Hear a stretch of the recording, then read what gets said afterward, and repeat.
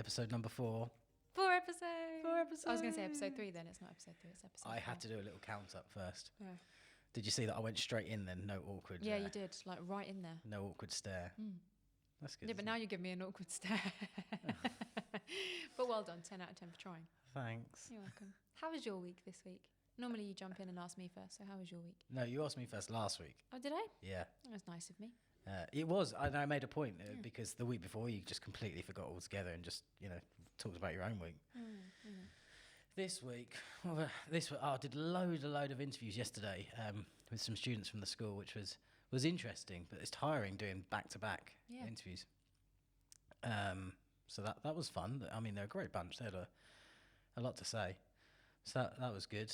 And then, other than that, I've been filming. I don't want to say it every week, but that's what I do a lot of the time. And lots of filming. Yeah. I mean, how's your week been? What did you do? What did I do? I feel like I've had a really busy week, and I don't really know why I've had a really busy week. You did some baking. I baked this week, yeah. And I never normally bake, ever. I like cooking. I don't really like baking. You bake cookies quite a lot. Yeah, I do. But yeah, they don't count. They're easy. But I made brownies this week. And what was the other thing I made? Like millionaire shortbread Oh, yeah, things. that was the week before. Yeah. So basically Very our good. lockdown is just getting as fat as possible. That's our plan for round 2. Makes us happy, doesn't it? But yeah, other than baking, what have I been doing like this week? Lots and lots of research, actually. Lots of class plan research, lots of online workshop-y stuff with some teachers that I'm a big fan of. So. And you've got a workshop coming up? Are you planning one? I'm planning one. Yeah, planning a workshop. I listen. Yeah, well done. Key part of any relationship, guys. Listen to the other person. Yeah. And make notes. When you feel like it. Yeah. Well, yeah. Yeah. So is that it? It's pretty much my week. I've taught a lot of classes as well, but yeah. Yeah, lockdown. So the living room's turned into The a living yoga room studio is now a again. yoga studio again, yeah. I'm wondering how we're going to fit the Christmas tree in now.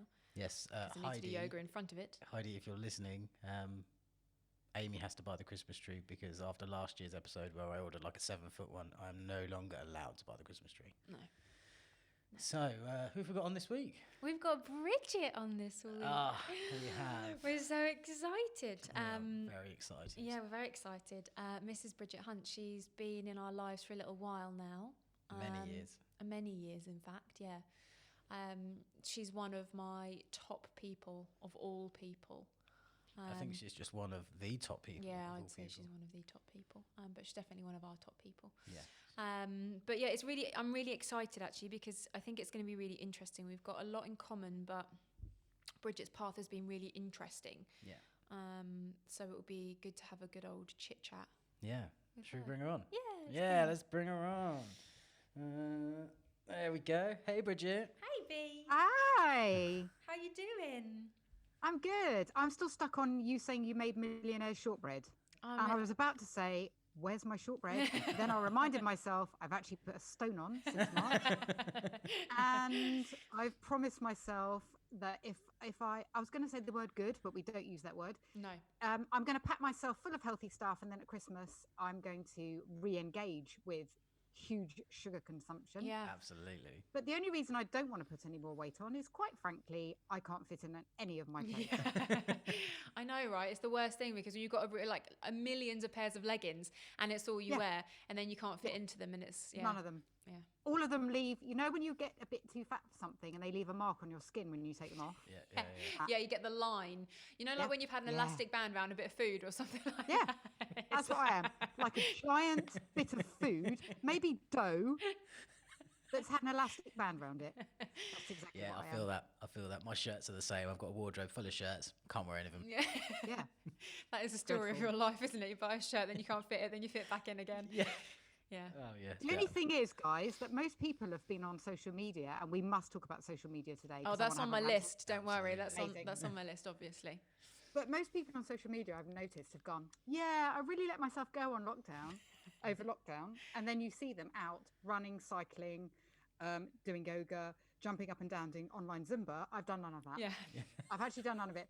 I think since March, I did some online spin classes at the beginning. I think I've run 3 times since March. Yeah. We're I mean, now you November. have had some other things to take care of. Yeah, you have. A You have little a baby. So I was going to ask you how have you been? Because I think you're like me. You're very much a self-professed doer. You like to do things. You like to be busy. You like to have a structure. So I was going to ask you how has, everything since March been for you, but I think you can probably put it into two things. You can have pre-Lucia and post-Lucia. I imagine they've been extremely, extremely different. They have and they haven't. We both isolated from March because I've got health problems. Kara was pregnant. We were advised to be really quite strict. Yeah. So the first lockdown, we isolated. Because we were both vulnerable, we managed to secure online delivery slots, which was amazing. Yeah. And thanks to you, Amy, I didn't have to go into work a lot, which was amazing. And I tended to go in very early in the morning when no one else was there. So that worked really well. I'm very, very happy with a very simple life. So actually lockdown suited me just fine, because all I had to do was kind of minimize my life. And that's exactly what I've done post Lucia, really. I just think I've got to keep my wife and my baby fed, watered, nappy changed, although I don't do that to my wife, obviously. Life's become very simple. Yeah. And it's, baby or not, I think this whole coronavirus has taught us that actually that's what's important. And if you make your life very simple and remove the complications, you're much less stressed. Yeah, one of my most favourite quotes actually is by Matt Haig. And he says, make a life that's baggy enough for you to live in. Yeah. And I really like that. I've learned that more during this period because, before this I was teaching 18 to 20 classes a week. Yeah. And now I teach around 11, depending if I'm teaching privates. I teach around 11 a week. And actually, it's just roomier. It makes such a difference. It really does. And I can think a bit more clearly in between each and deliver actually a bit more of what I want to deliver without teaching the same class 3 or 4 times in the week, which I don't. All of my classes are different. I think you're right. Simpler is better. I think we used to, I certainly was guilty of this. We used to carry around busy like a badge of honor. Yeah. And certainly new mums, I think, fall into that. But, we can come to that later. I think that's down to a lot of peer pressure. But as women, and I can only speak as a woman, we carry around this badge of honor, which says busy. And actually that's no longer attractive to show off in lockdown when there are bigger things going on in the world. And someone banging on about how busy they are is actually very unattractive. Yeah. Because maybe in your peer group, half the people have lost their jobs and would love to even be a tiny bit busy. Yeah. Yeah. So, it's forced me to really look at what I do, how I behave, what's important, and just to minimize my stress. We all have to live with stress. That's fine. But I think I took on too much. Yeah. Really. Yeah. Weight of the world on your shoulders a little bit. Yeah. So we ask everyone this question. This is the only question, I think. It's the only question, really, isn't it? It's the only real question. It's the same for everyone else. And that is, where did your kind of fitness and well-being journey start? Now, I'm imagining it was quite some time ago. I'm old, so it's a long time ago. I was going to say, given the variance of roles you've had in that industry. But when did it start? Like, when did it kind of occur to you that was something that was going to be a choice? Or was it not a choice? Did you just kind of fall into it? I fell into it, although I loved sport at school. So I went to... I was very, very, I'm just going to say this now, I was very privileged to go to a very good school. Yeah. And as much as I hated school, and I did, I was bullied quite a lot, I'm still very grateful to my parents for providing that education for me. I think private education is a massive, massive gift. And it's one that I do not take for granted. Yeah. And I think it gave me so much, even though a lot of it was a horrible experience. So I'm just going to say that first. And the reason I'm saying that I was privately educated is that we had access to some amazing sport. We had fantastic facilities. We had our own swimming pool. We had hockey pitches, we had lacrosse pitches, we had netball courts, tennis courts, everything. Yeah. And weirdly enough, the only thing I hated doing at school, which I now love, was cross-country running. The irony. The irony. I hated that, being out in, running across muddy fields, hard ground. It was always seemed to be frosty, and you always used to be able to see your own breath for some reason. Yep, the weather seemed completely different then. But I hated that. What I loved the team sports. I loved being, and I still have this, competitive with myself. I wasn't not that I wasn't a great team sports player. I was on successful teams, but I don't think I fully appreciated doing something for the team. Yeah. I was much better doing things where I could push myself as an individual and not feel like I had to push anyone else. Yeah. And I'm still like that today. Yeah. It's why I'm not a good manager of people in my business, because I really believe people should take responsibility for themselves and find some, I'm going to sound really old now, find some gumption. Okay. I love that word. It's a great word. It's a great word. Find something within yourself that spurs you on to be and do better. Yeah. And I'm just not very good at getting other people to do that. In different arenas. In certain arenas, I'm fine one-to-one. But I'm not the person to walk into a team meeting. These real American style meetings where someone's like, guys, this was shit. This is what we got. Oh, can I swear? Yeah. Okay. Yeah. This was shit. And this is actually what we got to do. And I'm not that person. No. I'd much rather help someone find their own strength. Yeah. Yeah, no, definitely. And but that's what you do now. Yeah. And I think actually, like knowing you as a friend as well, I think that's just part of your characteristic. I think that's just part of who you are, without, aside from being a coach, from being whatever it is that you're training someone in, that's just who you are, in that you like to see people do well, but do well for themselves. You like to see people rise to what they can achieve. I think you enjoy that, just in the people around you generally, regardless of whether it's, a personal or a business relationship. It's funny. I know I'll go back to the sport fitness thing in a second, but just on that note, I find it fascinating that on the one hand, I love supporting other entrepreneurs. So I would love to see a world where people buy from people. And I think we are going to go in that direction.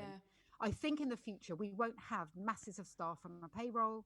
I think we will buy someone's services, so they will sell their services to us. Yeah. And I think it should go in that direction, because I think it will make people less comfortable. Yeah. And I don't mean that with any malice, but it will make them less comfortable in a job and more constantly thinking about how to do the best for themselves. Yeah. So I think globally we will do that. We will buy from each other. But it's funny, I look at other people and I want everyone to feel entrepreneurial, but I also understand that a lot of people just aren't like that. Yeah.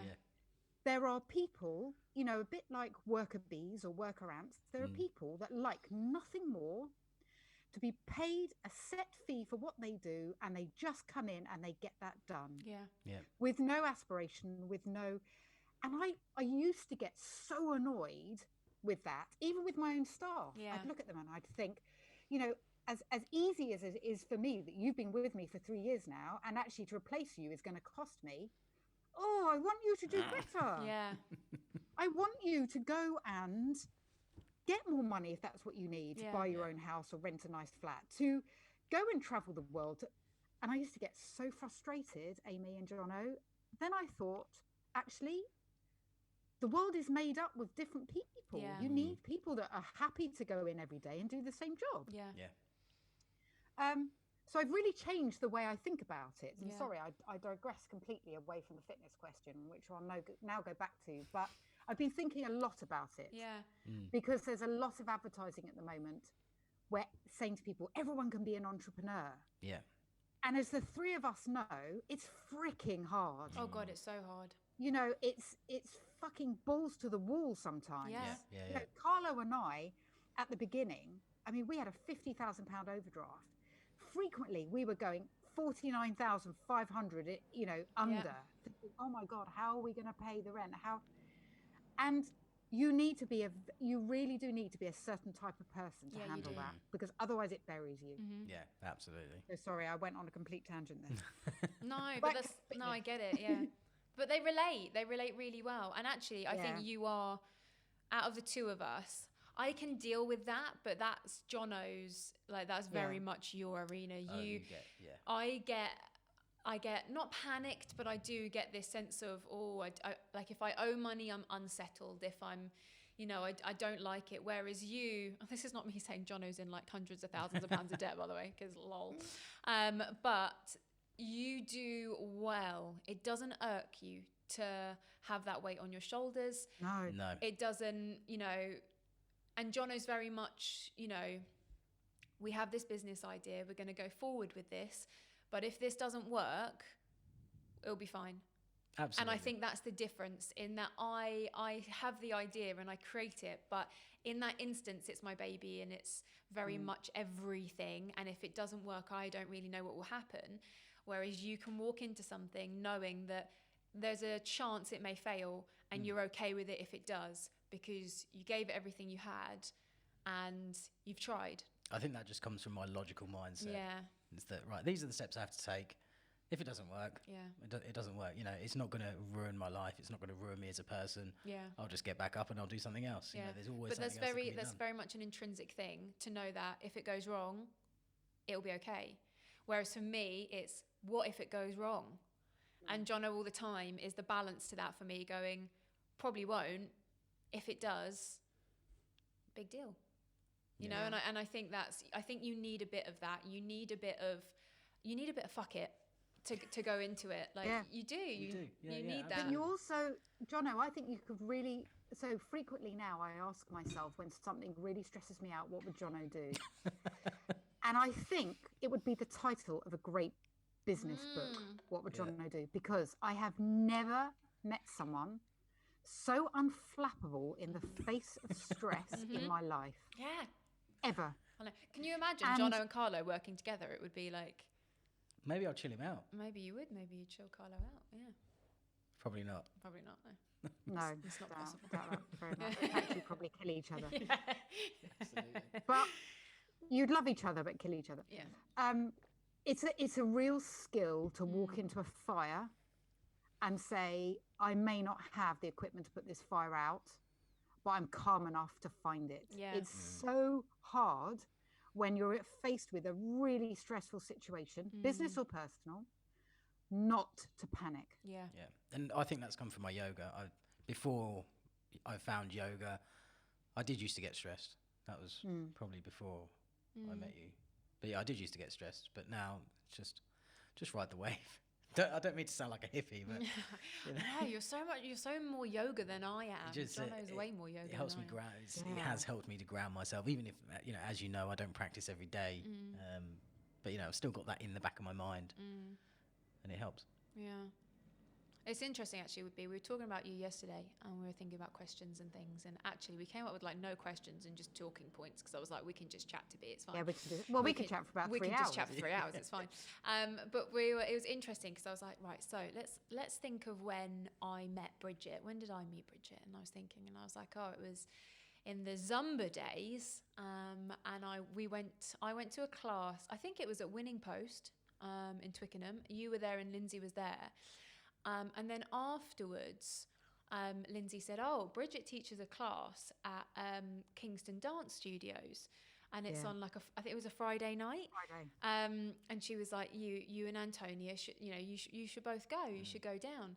And that was the first time we really met, was doing that class. And I was like, you know what? Since I've known Bridget, I've known her as a Zumba instructor, a personal trainer, a coach and life coach, a massive spin enthusiast, an ultra marathon runner, I'm going to run out of fingers. And as a yin yoga practitioner.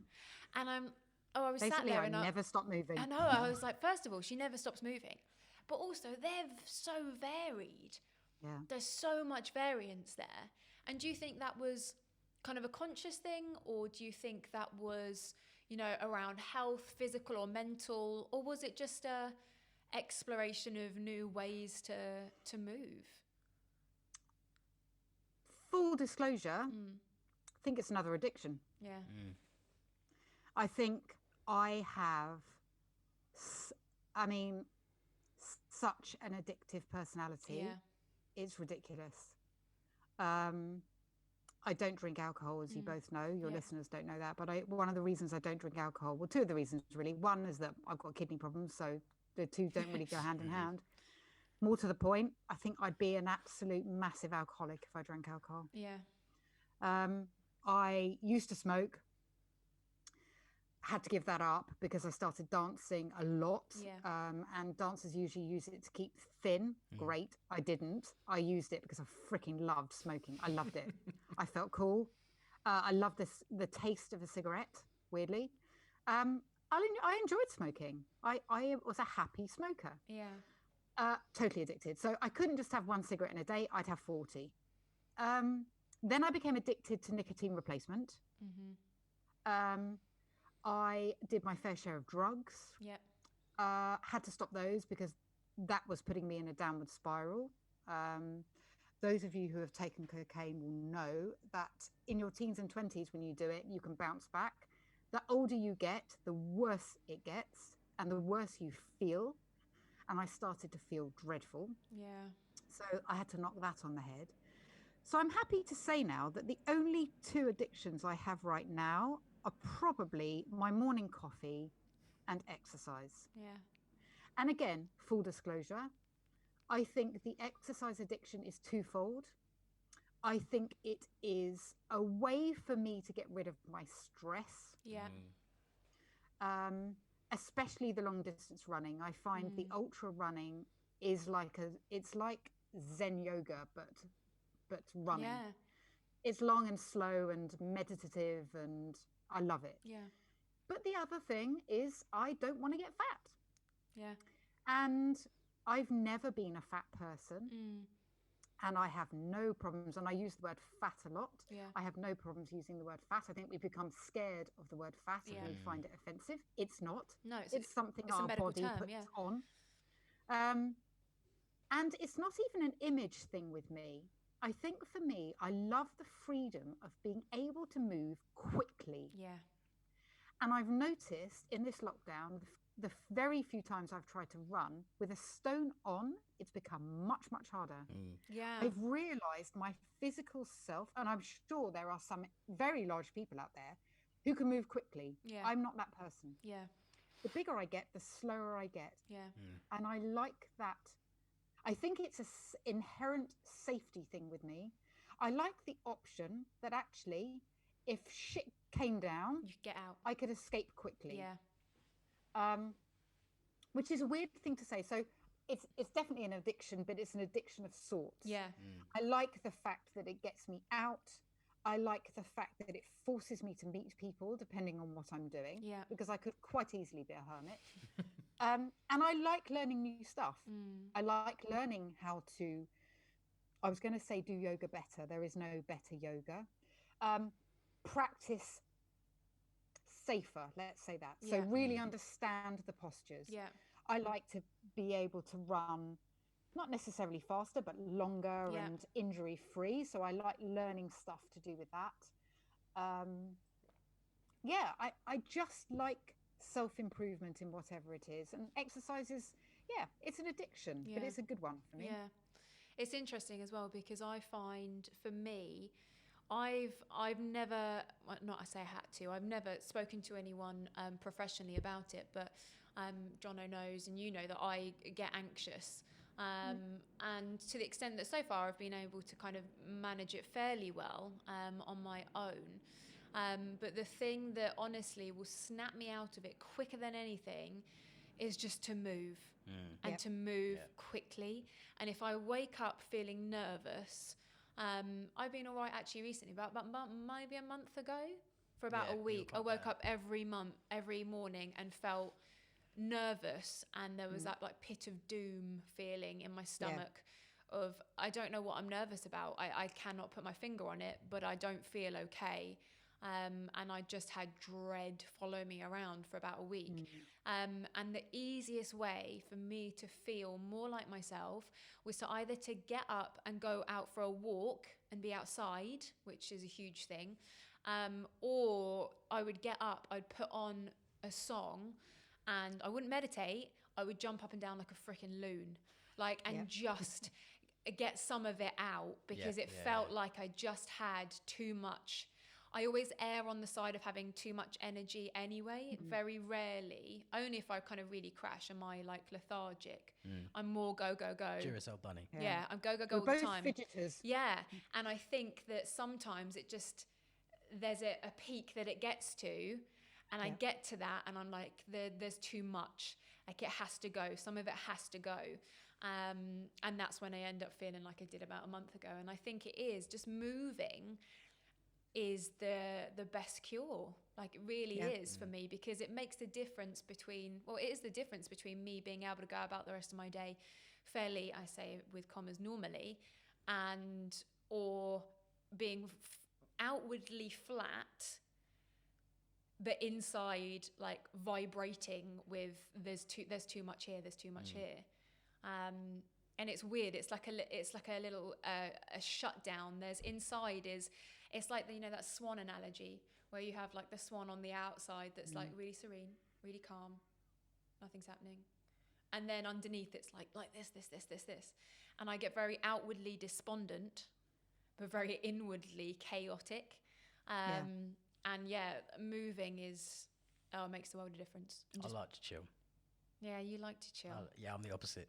Yeah. But I think that's because I'm always go, go, go on the outside, Yeah, maybe. On the outside, I can't sit down. Yeah, but inside you're calm. Yeah. Yeah. Yeah. Maybe we're literally the opposite. We're like the yin and the yang. Yeah.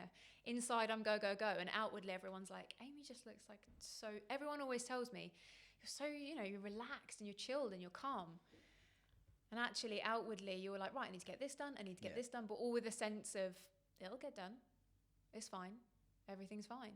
And like that's we're two sides of the same coin. Yin and yang. That's why you work so well. That's it. That's why we're getting married, baby. Yeah. And we never normally see each other. And we don't spend any time together, so. God, you don't. Do you know, I was saying that to someone the other day. Who was I saying it to? I can't remember who I was saying it to, but I was saying sometime. Oh no, I know what it was. I was talking about the fact that Kiara and I had been together 24/7 since March. And actually, it's good for us to each leave the house and miss each other. Yeah. And I was thinking about you two. You never see each other. No. Like, ever. No, but it was really funny because when we put out on social media about the podcast a week ago, 2 weeks ago, one of our friends, Becky, messaged me and was like, you guys must be seeing each other more than you ever normally do. How are you doing? Yeah, I know. I was like, yeah, we haven't killed each other. It We're fine. works for you. It works for you Absolutely. guys. For us, it's not quantity, it's quality. Yeah. Like when we went to Devon the other week, it was amazing. Yeah. And that's because we just don't normally see each other. No. We don't normally hang out. Yeah. It's nice. I like it. But that's because you're also both very, very... If I put either of you alone in a survival situation, I would guarantee that both of you would get yourselves out of it. Yeah. You're both very, very capable, and you're both scrappy, very independent and happy. Yeah. Getting yourselves through life. Yeah. There are some couples that massively depend on each other, Yeah. and that's fine too. Some people need others much more. You're both very independent. Yeah. Absolutely. And I like you said, I think it depends on the relationship. I think people are very different, but I don't need you. No, not at all. And I can say that to you, and you would feel the same way about me. You don't need, well, maybe a little bit more. Yeah, excuse me. Who took the sink apart earlier and pulled all of the fat and grease out of it? Yeah, you did. Yeah, it was You me. did. Yeah. But I think both of us as individuals are, we're happy on our own. We don't need to be in a relationship. It's just the fact that we've been in one for like 13 years. Yeah, I mean, we like each other's company. Yeah. Every now and then. Every now and then, small doses. But it works for us, Wait until episode 121 of this podcast. Who are you? And you go, how was your week? Great. Who is How was she? yours? Great. Yeah, it probably would be. Yeah. Yeah, Probably would be like that. It would. Yeah. And then we mentioned it at the beginning of this, and I feel we have to talk about it because me and you, I think we talk about it every single time we see each other, or every time we speak to each other. And we mentioned it to a couple of people previously on the podcast, you know, their relationship with social media as either yoga teachers, as, you know, we spoke to Antonio and Ken about how they manage their social media, obviously as hosts of retreats. We mentioned to Gemma last week and how, you know, as a manager of a business, you kind of deal with social media and things. And actually, me and you speak about it a lot, social media, and how we love it and hate it at the same time, very much so. And I think I would not be amiss to say that our biggest bugbear is the lack of truth or just welcome to the world. And I don't know if you would class it actually as, I don't know if it is authenticity or honesty, because I don't think they're the same thing. And I don't know if it's a lack of authenticity or if it's a lack of honesty that is our biggest bugbear. What do you think? Oh, how long have we got? I know, right? In fact, let's just talk about for the rest of the podcast. Yeah. Quite frankly, I think there is a need. I really do. Gosh, where to start? I used to be a complete social media whore. Yeah. So started with Facebook. I loved it. I loved the fact that I could show off my achievements, my photos, my whatever. Look how great I look in my thing. I mean, it just makes me want to vomit now when I think about it. The irresponsible behavior I exhibited, I'm ashamed of. But anyway, that was however long ago. When did we start Facebook? 2006 or something? 2005, 2006? Probably. Can't even remember. Yeah. Can't even remember.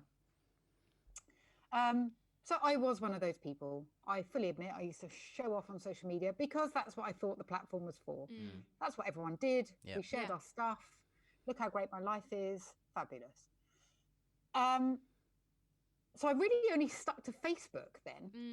I never was really into MySpace and things like that. Facebook was really where it all began. Didn't ever really get into Twitter. I kind of understood it. Yeah, no, I didn't either. Really my arena. It tended to be full of people in the arts or journalists, people in the media, fine. Instagram, though, great. Yeah. You can have just pictures with how great you look and how fantastic your life is. Even better. Facebook became a little bit spy-y, I think, when Instagram started to get big. So Instagram seemed a bit more attractive because you could just basically post successful photos and have people like them and comment on them. Whereas Facebook, I think a lot of people use to spy on their exes. Yeah. But, you know, again, that's another train of thought. It was one big show off. And actually, I started to get disillusioned with it probably about 3-4 years ago, but persisted with it.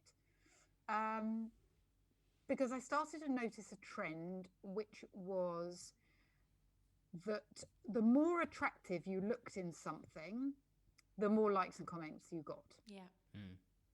With the exception of Facebook, people putting stuff like, I've had the worst day, blah, blah, blah, something cryptic. And that would also garner attention. Not that I tended to do that, but I also noticed that in other people. So that's the first thing that started to bother me, I think, was that I was fully aware I was going in search of validation externally. And then it's a drug, right? It's a slot machine. It's been designed that one roll of the dice or one pull of that slot machine handle is not enough. You post something and your phone conveniently reminds you the whole time that the app is there and that you need to go and have a look at either what's happened to you and your attention, or maybe someone's posted something new about their life. And this need to constantly go in search of that. So lockdown started, and as you know, Kiara and I started doing these Instagram lives. Which were the highlight of every day. I mean, we just loved them. I have to be honest. We loved doing it. It felt a little bit like public service. Yeah. Because people were suddenly lonely and isolated and whatever. On behalf of the public, it felt like public service, and we thank you for it. Thank you. I'd love to go back and do something like that. What I noticed was and you probably noticed this with Instagram Live, what happened is the more and more people started doing lives, the more you got kicked off. Yeah. It just became a pain. Yeah. We kept trying to go live, and it kept kicking us off because we didn't have 23 million followers. So we stopped that. And actually, we stopped that, and I stopped posting on my own personal Instagram account. Yeah. I chatted to Chiara about it, and I said, I don't really want my own account anymore. Yeah. I'm not that comfortable about sharing my stuff now. I feel like we live in a society that needs to know everything about everyone else. Yeah. And actually, I don't want to be a part of that. And because I've got such an addictive personality, it's so easy for me to pick up this, I'm just holding my phone up for Amy and Jono, and to just automatically, without even thinking, go and check something out. Yeah. So I've taken the apps off my phone. Yeah. I've paused my my personal Instagram account. Chiara and I have joined forces on Two Mums and a Diva. Yeah. And Chiara has this need to post stuff, so that's up to her. I don't really feel that need. And actually, now that I don't do it, the sense of freedom is enormous. At the beginning, I had FOMO, complete FOMO. People kept messaging me going, are you all right, babe? Yeah. Are you okay? I mean, haven't heard from you. But it highlighted something very, very interesting. And that is, because I haven't been on the platform and replying, the people who have contacted me via text or WhatsApp really are my true friends. Yeah. Those people who I genuinely have a proper connection with have got in touch. The rest just wanted to see what I was up to. Yeah. Or what drama had happened in your life that could help feed their curiosity. Yeah. In all essence. The other thing is, the other reason I knew I was doing it for the wrong reasons was because I have absolutely no interest in doing my gelateria business account. Yeah. Yeah. I don't. Yeah, no, yeah. I can't be bothered Yeah. to take photographs of chocolates and put them up and this is what we're doing today in store, guys. Come on down. Yeah. Because it doesn't tick my significance box. Yeah. So that shows you that the reason I was using it was totally wrong. Yeah. Yeah. It's something I really struggle with because you go to war with yourself a bit I think probably just generally as a fitness professional. I don't think it even needs to be a yoga teacher, but you feel like you have to be out there and be seen. And yeah, because otherwise you wouldn't have any clients, right? And that, without social media, no one's going to know who you are. You won't have a business. And it's really interesting because there's these two massive different divergent schools of thought, especially within yoga. And they are that you have to be online. You have to have a presence. You have to have a mailing list. You have to have social medias because if you do not have that, you will fail. Yes. Or there's the other school of thought, which is very much, you don't need that. You will attract the right people through word of mouth and they will find you. You can build a business without it. You can make a lot of money without it.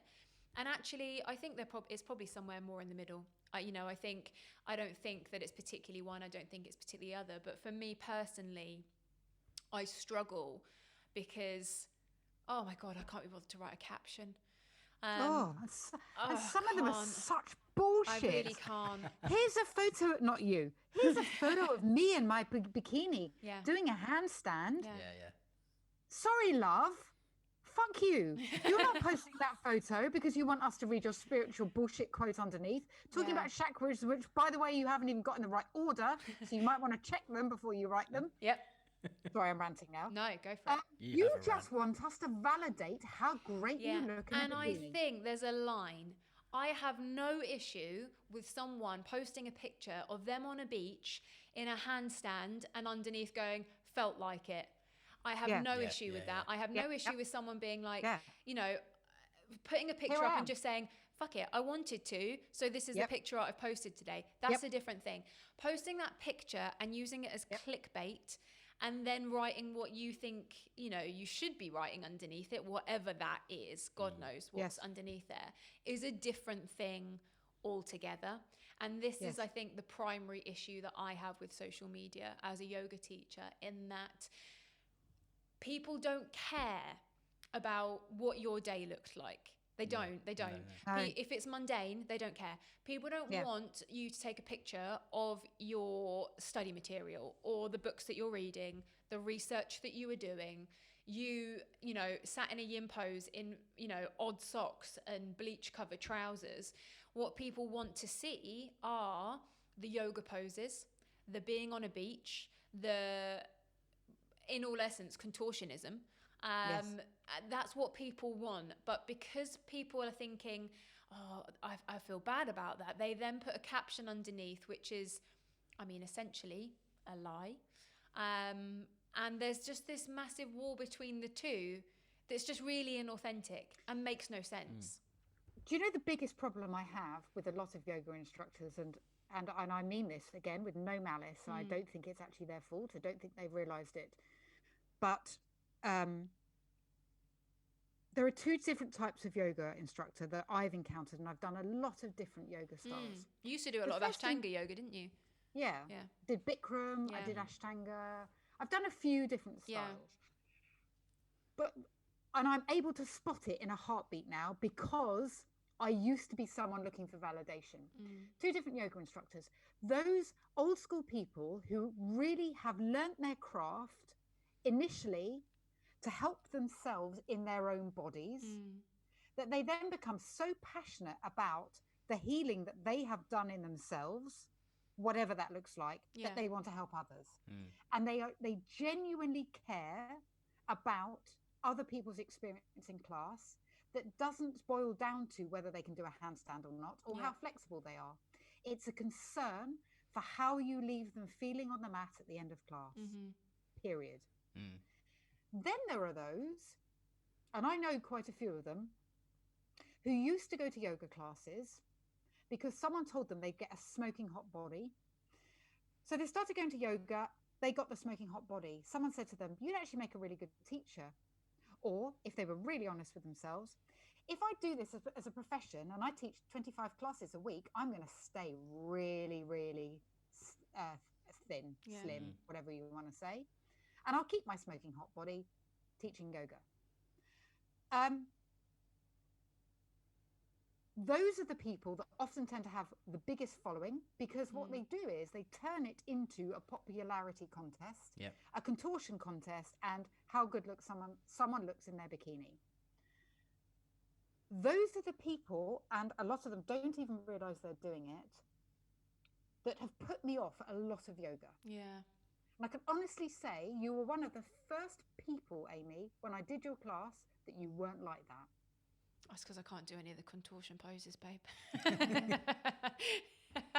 But there are a lot of poses that you can't do, and you will openly say, and you're very honest about it. This isn't for me, and you won't teach those poses because you're like, well, I mean, for me, some of it is because my body is not comfortable in them, and second of all, actually, because if you look at the simple biomechanics, a human body isn't meant to be in them, and therefore I won't teach them.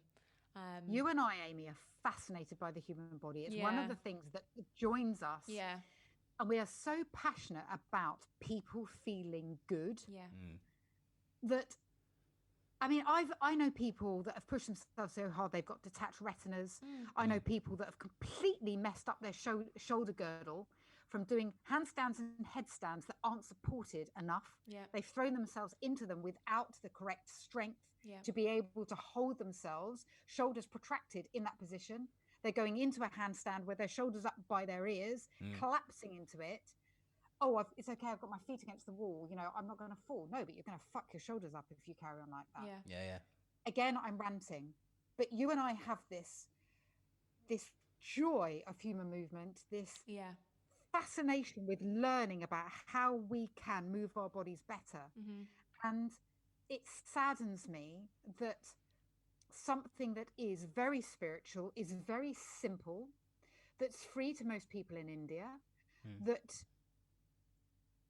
if you ignore the Bikrams of this world, it's been brought in as a very low cost or free way that people can move their bodies in countries where they don't have access to fancy gyms, lots of equipment.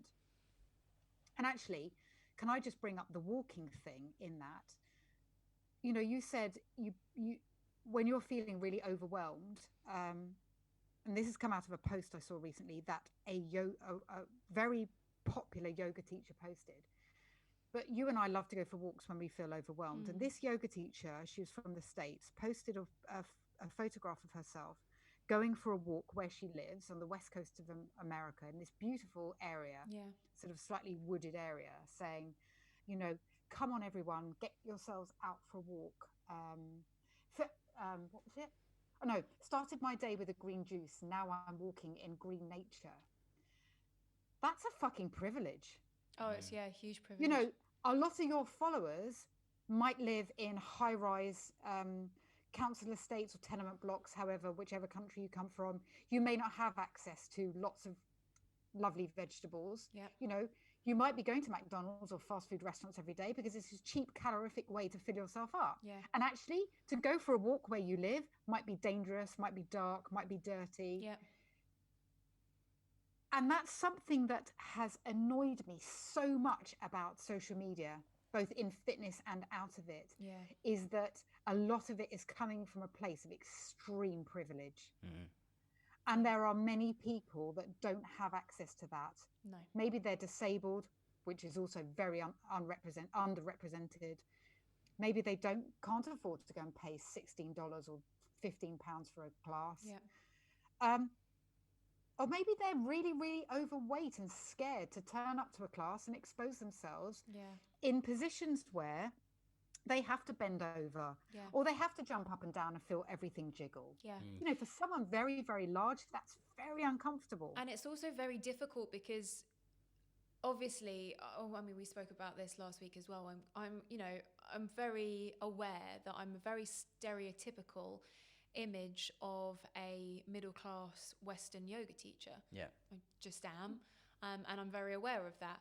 And there are a few people that I've had in my classes, and we've been in a pose, like a lizard pose or something like that, and I've said, or in low lunge, and I've said, put both hands to the inside of your leg because, you know, if you've got a bigger chest, that will get in the way. And I've had people afterwards come up to me and go, no one's ever told us to move our hands, and I just thought I couldn't do the pose. And I am baffled that you don't take the time to consider that. It completely blows my mind. Read the room. But also, you know what? If you're in a room and that's all you have in your room, maybe you need to change freaking rooms. Maybe you need to change that up. And that starts with you as a yoga teacher making that more accessible. Who cares if you can't touch your toes? I don't care. I don't care. All I want when you come to a yoga practice with me, when you come to a class with me, is that you leave with a bit of more maybe understanding of how incredible your body is. And it might not be that you feel it's incredible because, again, that's a privilege because you might feel like your body fails you daily, either through being disabled, through an eating disorder, through whatever trauma you have surrounding your body, and there's more of the population that do than don't. It just makes me so frustrated that people go to a class and don't learn anything about how incredible their bodies are. I'm not the teacher that's going to lead you through a chakra meditation and you're going to like float off your mat at the end of it. It's a skill. Those teachers are amazing and they have that. That's not what I'm about. But I don't think the physical is any less spiritual than the mental side of the practice. I don't think you need to sit and meditate for 5 minutes to have a spiritual experience. I think you can have it when you move around your mat, when someone's taught you how to move safely and within the realms of confidence and competency for your body. I think that can be just as empowering and just as powerful. And it just does blow my mind that teachers don't consider those things and choose their language appropriately and carefully, because it matters how you say things. It matters the cues you give. But if we go, and I 100% agree with you, and if we go back to the social media discussion, I think if you took away social media tomorrow, so if you took away social media tomorrow, I'll use my ice cream business because you know it, both of you know it. We have done no advertising really since day one. No advertising. I'm shit on social media when it comes to my business. Shit. Fully prepared, put my hands up in the air, can't be bothered. Word of mouth has got Carlo and I to where we've got to. Now, at times we've been too complacent. We've needed to shake things up and we haven't. We're still trying to do that. But people come to us because we use the best quality ingredients that we can buy. And I truly believe that quality will always out. So I think if you took social media away tomorrow, your most loyal customers are going to spread the word for you. And those people with the big followings that spout a load of bullshit, no matter what arena they're in, ultimately don't work. It's not sustainable long term. You might get a few people turning up once in a while because they think the reason they want to be on the mat is that they can have that body, but that's not really what life's about, as we know, right? We're taught that in the fitness world, people either want to fuck us or they want to look like us, and that's the reason they turn up. And some of that is true. It's human nature, you know, especially in the fitness presenting world. People will turn up to a class either because they want to fuck you or because they want to look like you. But that happens for the first class. That piques their curiosity. It doesn't necessarily sustain someone coming back for more. And that's the biggest thing I think people don't understand. They think that that's the be all and end all, and that's enough of a talent to get them through. I completely disagree. Some of the best instructors in fitness ever have been the ones that are constantly trying to get the best from the people that they are working with. Yeah, absolutely. And if you look at Yoga Fit, and I don't want to favorite anyone, so I'm just going to mention you and someone very different. If you turn up to an AB Yoga Basics class, doesn't matter what level you're at, you can do the same as everyone else. You give the option that everyone can do the same pose with a few alterations. No one feels left out. Everyone feels included. You give full disclosure. Oh, and by the way, guys, you know, I can get lower because I don't have big tits. You know, you'll make a joke out of it. You put people at ease. Oh, but by the way, you know, this isn't my forte. Some of you will be able to go much further. You teach a real class. You say it as it is and you include everyone. The other person I'm going to mention, mainly because I did her class and I couldn't do any of it, lovely fitness mama, teaches a combat class. Oh gosh, she's killer, isn't she? I mean, I'm buggered if I could follow that. I'd never done combat before, so that was one problem I was suffering from. The second problem I was suffering from was I did Lisa's yoga class the day before, and I actually couldn't move my body. Oh God! Because it hurt so much. By the way, she teaches a freaking hard class. Yeah, she does. Absolutely. That out there. Yeah. Amazing. But I did the combat class the next day, and I could barely move because I was hurting so much. In the end, I ended up stepping to one side and just watching her teach. Yeah. And I know nothing about teaching combat. What I do know is every single person in that class, and it was packed, was giving her 110%. Why? Because so was she. She was on that stage giving it. I mean, I've never seen so much power in someone on a stage. Oh God, yeah. Phenomenal. She's incredible. Absolutely and that's incredible. why she has the following, and I don't just mean in numbers, the quality of following that she does. Because you want to come and work out with me? Go on then. Here it is. Yeah. This is what we're going to do.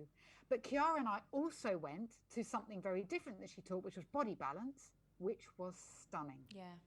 And you were assisting her. I think it was you and Antonia were assisting her.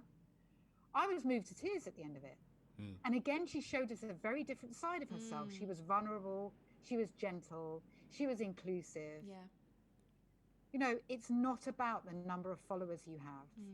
It's about caring 100% about the people in front of you. Yeah. Yeah. And that's why I love coaching people. Someone comes to a one-to-one session with me, I will, even if I don't know the subject that they want me to help them with, I'll tell them, and then I'll say, but guaranteed by next week, I will have read up about the whole thing and we can discuss it. Or if it's really not in my remit, I will give them to another coach, someone that I know can coach them better. Yeah. But I just want people to feel good about themselves. Yeah. It's funny actually, because I put on my little list of questions here, I put as well, and in my notes that I have on my phone, searches for the joy. And I think you more than most people, I think I've met that have been in the industry, you will manage to find the thread of joy in whatever it is that you're doing. You know, I know because you've come, you know, I've seen you after a run and you've come back and it's been pissing down of rain and you've had to stop every 5 minutes because you just felt really tired and it was just an off day. But, you know, you've been with your friends and, you know, Moni always springs to mind, and you have laughed until you've cried the entire way around. And you were like, that was the best run. In terms of your performance, it was absolutely terrible, but that was the best run I've been on. And, you know, me and you, I always remember us going to bloody Inferno Pilates. Oh, don't. Oh, dear God. And we both went, and Bridget was like, yeah, let's go. It'll be like Pilates, but they'll like turn the temperature up. And I was like, all right, great. And it was not that at all. Yeah. It was like HIIT and Pilates and core conditioning in like a 45-degree room. We got hysterical, didn't we? We got hysterical and we were dying. And they were asking us to do like a squat and then a kick. And everyone was looking at us like, what's wrong with you? We were doing like karate noises in between everything. Yeah. We were like high-fiving. And we came out. I mean, I remember getting a text from you about 9 o'clock that night being like, I've just tried to sit down on the toilet. And it's taken me 20 minutes for my ass to hit the seat. And I couldn't get up when I peed. I had to like lean forward. Yeah. It was the hardest thing. I think I've run 100-kilometer races. It was harder doing Inferno Pilates than that. Yeah. But it was so hard. Yeah. We got hysterical. Yeah. Yeah. And we loved it. But I think that's part of you as well. You know, so many people in that situation could have been like, oh, screw this. This is too hard. I can't do this. I'm giving up. We just then went balls to the wall and did it full out and like died a little bit afterwards. But we had so much fun. Yeah. And I think that's just in everything you do. That's who you are. You know, it is and it isn't.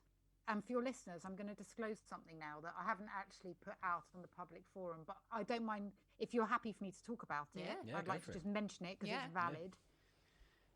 And then, honestly, I know we've wittered for over an hour already. I will shut up and you can go and enjoy the rest of the day. I really feel like we could talk for hours. Yeah. I do. So I do find the joy in things. I'm very happy with very little in life. I would be quite happily being a minimalist. I'd have to be a cozy minimalist. So I'm not into sort of stark Japanese design. I like roaring fires. Yeah. But I'd be quite happy owning sort of 30 items and that's it. Yeah. More than happy. Yeah. One thing that happened in lockdown was, so Cara and I started isolating and my GP was full of doom and gloom with me at the beginning of the thing, saying, Bridget, you've got to be very, very careful. Your immune system is very low. I'll admit it got to me. So lockdown didn't get to me, but that sense of, shit, if I get this, it might be game over. Yeah. Suddenly occurred to me because my wife was pregnant and all of a sudden it's not about me and whether I'm alive or not. I've got a little one to look after. And I suddenly became very aware of my own mortality. Yeah. Whereas it hadn't bothered me before. Dying doesn't actually bother me. Yeah. Dying and leaving my wife and my child bothers me. Yeah. So that got on top of me. And I got to the stage where Kiara and I went more and more downhill. Kiara gave birth, and the birthing experience was dreadful. Any of you that are listening that gave birth during lockdown, hats off to you. I know the struggles you went through. I wasn't allowed into the birth until right at the end.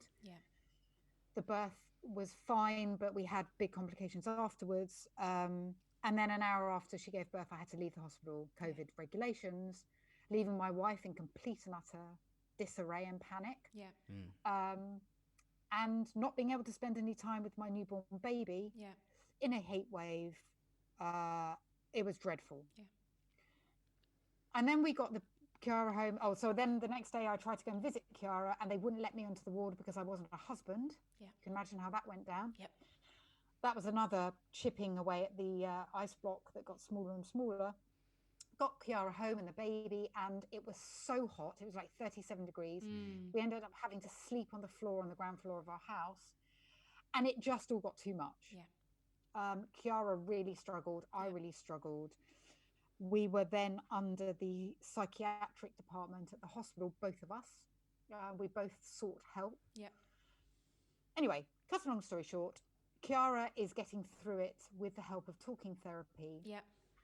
But I said to Kiara, it's really highlighted the fact that for a long time now, I haven't been able to smile and find joy. And that's when I knew something was really wrong with me, because I can always find the joy. Couldn't find any joy. I was waking up every morning with this dark cloud literally enveloping me, and I just couldn't shake myself out of it. No amount of going out for a walk or trying to run or yoga, it wasn't happening.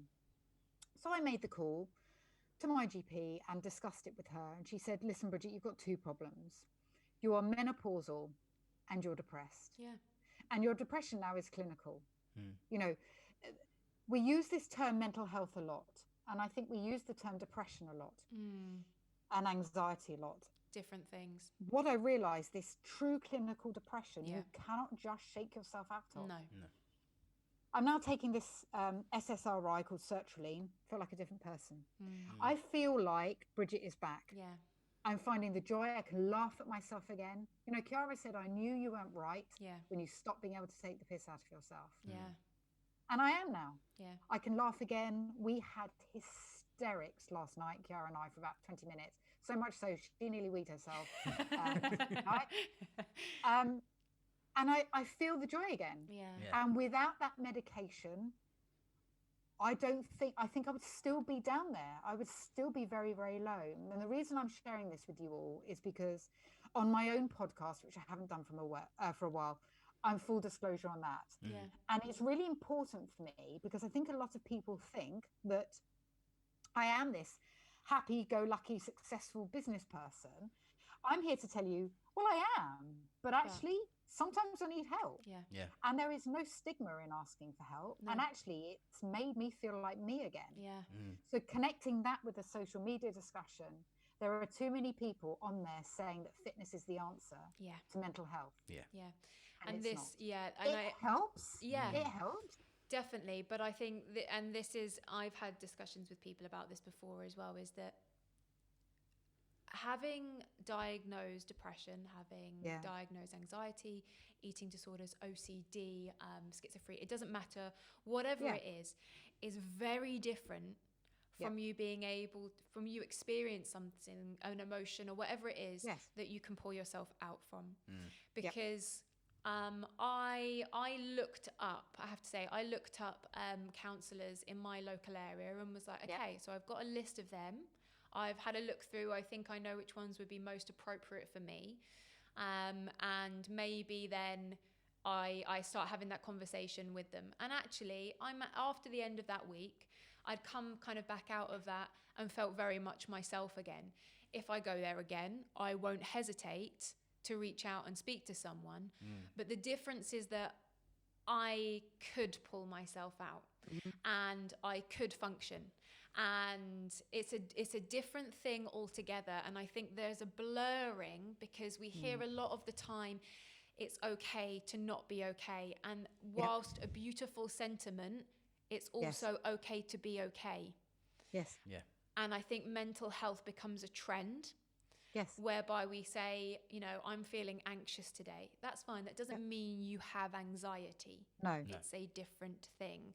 And yeah, that's my other kind of And issue you know, with life social is media. shit, right? You know, at times for Yeah. people, Oh, God, there's yeah. enormous joy, but people die. Yeah. People close to us die. Yeah. People get very ill. We might become a carer for someone temporarily. Yeah. We might have business struggles. Those are normal things that can make us feel terrible. Yeah. Yeah. But it doesn't matter. It doesn't mean we're suffering from No. clinical depression or anxiety. Those are life events. Yeah. Yeah. However, if you wake up every day under a black cloud and you cannot face going outside, or you are so anxious that it's stopping you sleeping, it's causing hallucinations, you're developing traits of OCD or eating disorders, it's another discussion. Yeah. Absolutely. And you're right, it's not a badge of honor. No. If you feel okay and you tell the world. Yeah, amazing. Because that's you being authentic. Yeah. Yeah. Yeah, and I, you know, not to say that, you know, if you're having those feelings, you can't talk to someone about it. You absolutely can. Of course you can. That's your choice. But I'm just saying they are, you know, like you said, they're different things. Yeah, there's a massive difference. You know, but I do think that it's helpful because if you don't, I mean, Jesus, if you can't talk about the small things, how are you going to talk about the big things? You know? And if you are suffering from the big things, maybe the first step is to talk to someone about it. Because that person very well, which is what happened with my GP, she said to me, Bridget, this isn't going to be resolved with CBT or exercise now. You're going to need, and I don't know how long you're going to need to be on them for, but you're displaying patterns which worry me. So let's get it sorted. Not saying this is the drug for you. We might need to try 2 or 3. But let's start somewhere. Well, I mean, she was right. I feel completely different. And I know people that have been on it for 20 years, you know, 10 years, 20. Maybe that's me. You know. And I think, you know, you could be on it for the next 20 years, or it could just give you the breathing space to be able to then address the patterns, address the things that need some work and some support in whatever avenue that help comes from. I think a lot of the time, you know, people really worry about medication and things like that. And actually, sometimes you just you need a leveler and you need some breathing space. And definitely. that's what that can be for people. And if you are someone that's coming from an addictive background, the leveler used to be cigarettes, drugs, whatever, or alcohol. For some people is a great leveler. And I don't have those crutches now. So, I mean, I've got chocolate. Chocolate's always my friend. Always. The only problem is sertraline also makes you put on weight. Oh, no. So, I need to rethink that strategy at the moment because I'm quite attached to my new Sweaty Betty leggings that I got last Christmas, and I don't. That's another thing. I don't like this mass consumerism. I don't want to go out if I can help it and buy a whole new wardrobe. I'd quite like to keep the one I've got. I never go shopping. No, Jono doesn't ever go shopping, do you? It's overrated, Jono. It's overrated. I hate it. I hate shopping. Just order something online, try it on. If it doesn't fit, send it back. Be done with it. If it's functional, wear it. You know? I'm not into functional, wear it. I'm not. Oh, bless you. Fashion's not into. Is that going to be your wedding motto as well, Jono? Yeah, that's it. Yeah, probably. It's functional. I'm turning up in it. That's it. Be comfortable. Be, you know, if it be does the job. free. Be comfortable. That's it. Yeah. But that's one of the lovely things about you, Jono, is you're very, very unapologetic about who you are. It's another thing we can all learn from you. Yeah. No, you are. Genuinely, you're very don't yourself. care. Yeah. Not bothered. No. Very happy in your skin. Yeah. Yeah. A very nice skin it is too. It is olive. Oh, for God's sake. Olive We have skin. this discussion all the time. He thinks that he like sits outside for 5 minutes and he's got a tan because he's Italian. Half Italian. But he thinks I'm not ashamed to say that I'm only half Italian. But he thinks it is the better half. But he thinks he's like, you know, olive skin within 30 seconds of sun exposure. It is. You know, the only problem is now, Jono, with this pandemic going on. I mean, who knows when we're going to see the sun again? Someone said to me the other day, I mean, what was it? Oh, no, they said, I reckon we're all going to be locked down until the 2nd of December. Then they'll have a rolling lockdown. They'll let us all go and see as many people as we can on Christmas Day. So it's basically the roads are going to be gridlocked. Yeah. Because everyone's going to be like, right, I'm going to go to that family member, then that family member. We're going to have this thing. Basically, no one's going to be going anywhere because everyone's going to be on the road. Yep. Yep. won't be able to travel at all, Yep. gridlock. So basically, we're all going to spend the day in our cars. Yeah. That will happen Christmas Day and Boxing Day. Then after that, Boris is going to say, yeah, locking you all down again. Yeah. Yeah. Until who knows when, Yeah. quite frankly. Yeah. Because, you know. But Who knows? But we're all happy. we're okay. We're having a simpler life. Yeah. If we are locked down, we find, and you two are very good at this, we find joy in what is around us. Yeah. Knitting. And like you said, it's a privilege. You know, we both live in lovely areas, green Yeah. leafy We're very areas. Jono's growing his crops. Soon he's going to be a fully fledged farmer. Trying. You're going to end up being a farmer's wife, living in the Peak District, doing Zoom from your very shaky broadband in the middle of nowhere. Yep. The I'm dream. just looking into the future here. Yeah. You'll probably have some animals. You'll definitely have chickens with names. Jono will have 10 polytunnels. Yes. He'll then start a village initiative. So all these villagers will be coming round.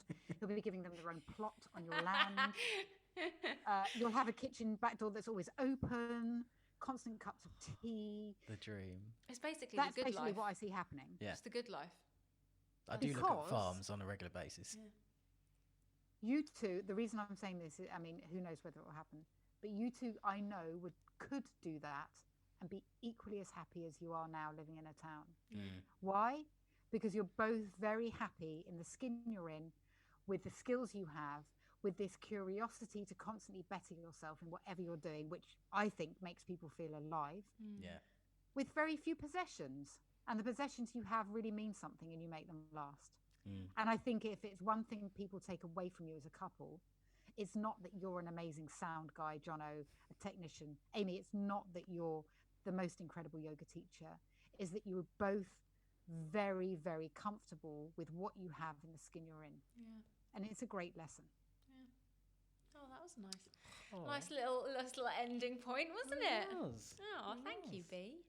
Love you both. Yeah. Oh, it's an absolute pleasure to Thank have you on. so much. I I've love loved it. chatting to you. I could do it. I could chat for hours and hours and hours. Maybe we'll do a part 2 Yeah, after let's you've do a part interviewed 2. another 100 people. Yeah.